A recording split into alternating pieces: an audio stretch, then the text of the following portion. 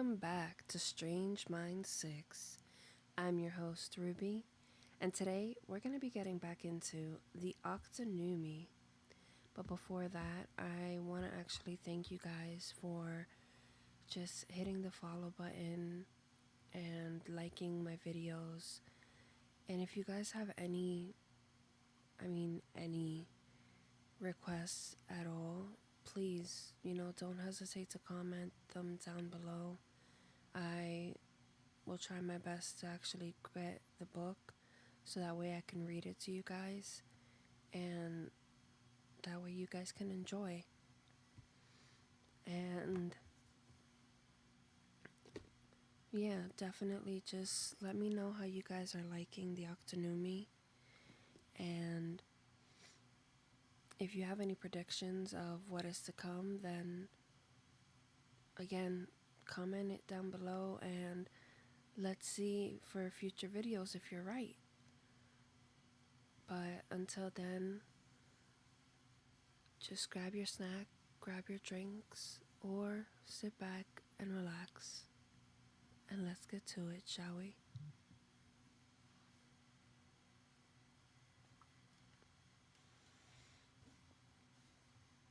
I love this place.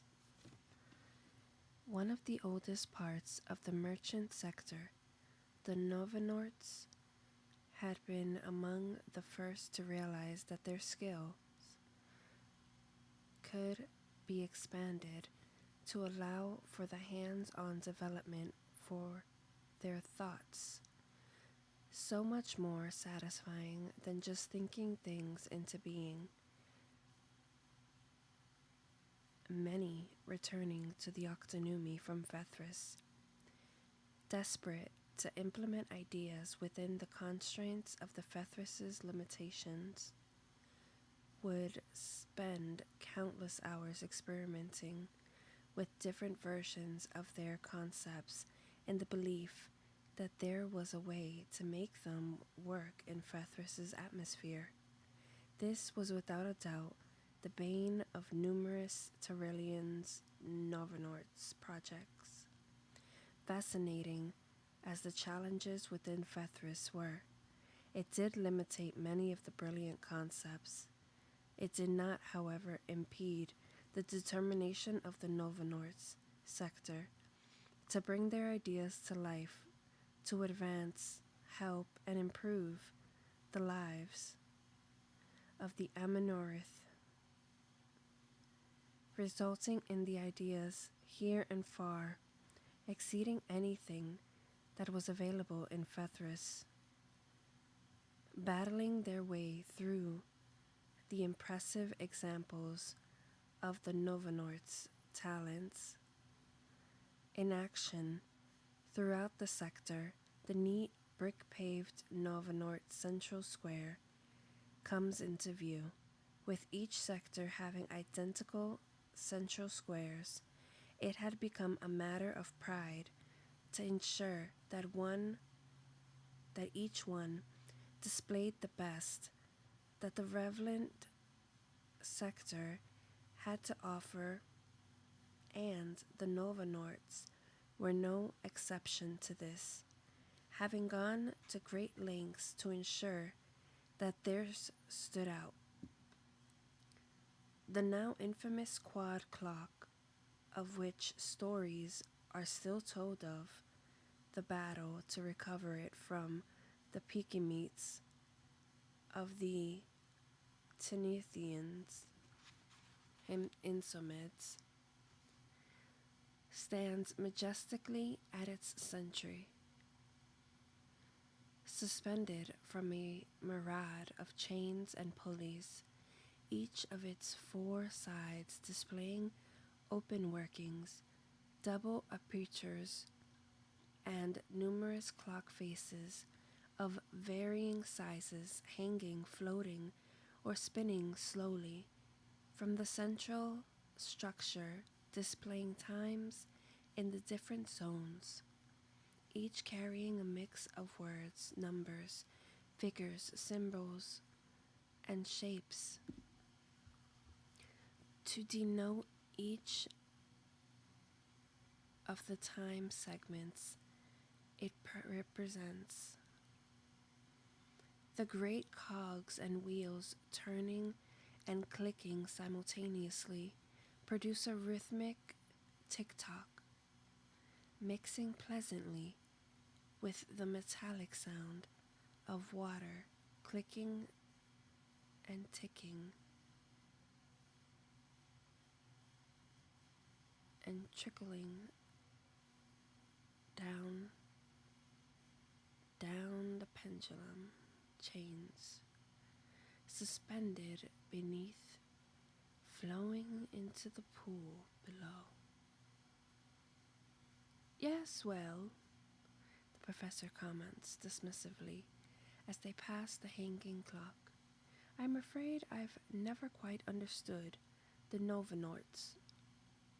Insistent, not to mention obsessive need to find solutions for problems that do not need solving. Sir? Reg questions. Take the ridiculous notion of metal animals, for example, he says, pointing to a collection of mechanical animals at the base of the clock. I mean, really, so pointless. If I am not mistaken, sir, Reg says, hitching the map cylinder over his back, the entire concept of Mechamal came about due to the Imparletians, sir. He pauses before mentioning, with whom your work is associated, I believe. Well, I believe it was said in jest. The professor blusters as the mechanical butterfly flutters its little metal wings about his face.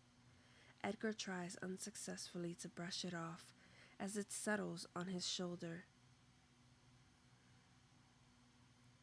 That may well have been the case, sir, but as I understand, Reg continues, it was after a particularly raucous evening of bemoaning the lack of animals on Nelia that the Imperlesians challenged the Novenorts to produce a substitute. Well, as I said,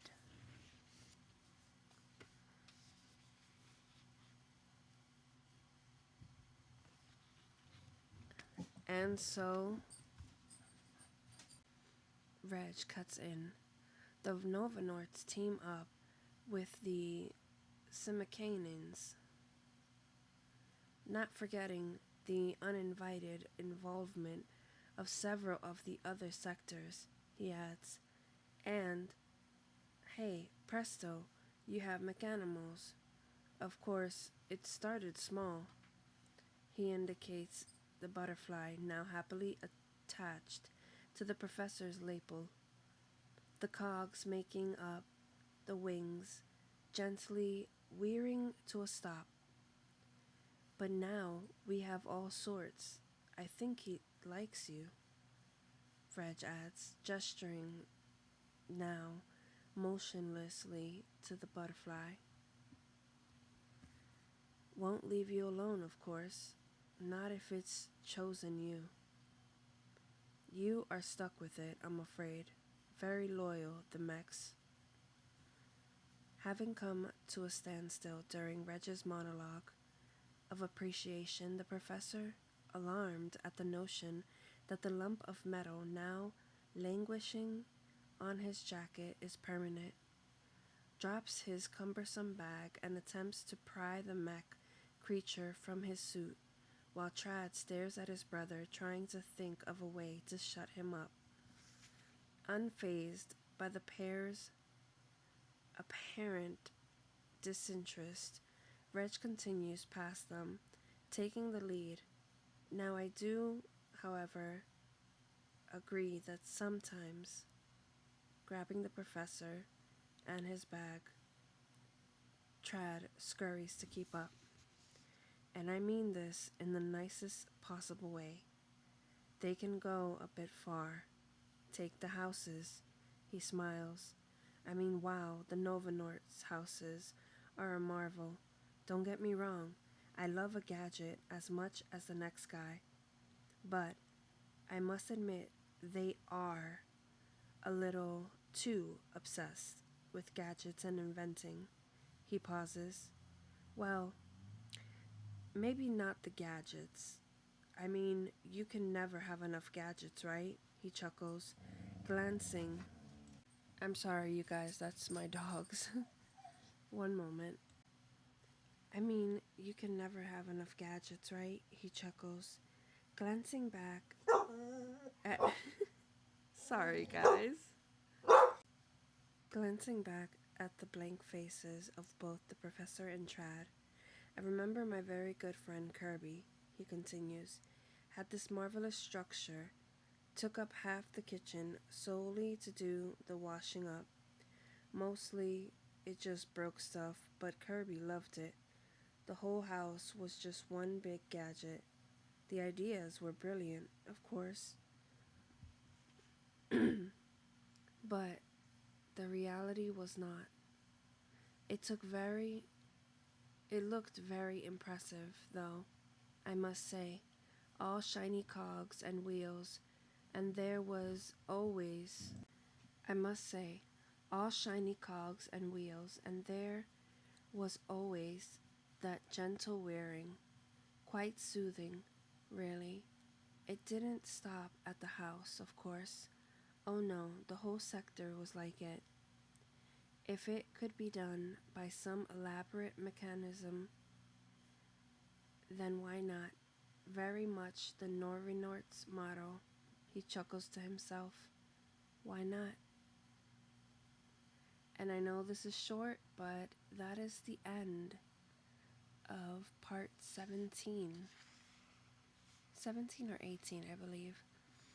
But definitely, I hope you enjoyed. And again, I am sorry about my doggos. Somebody was at the door.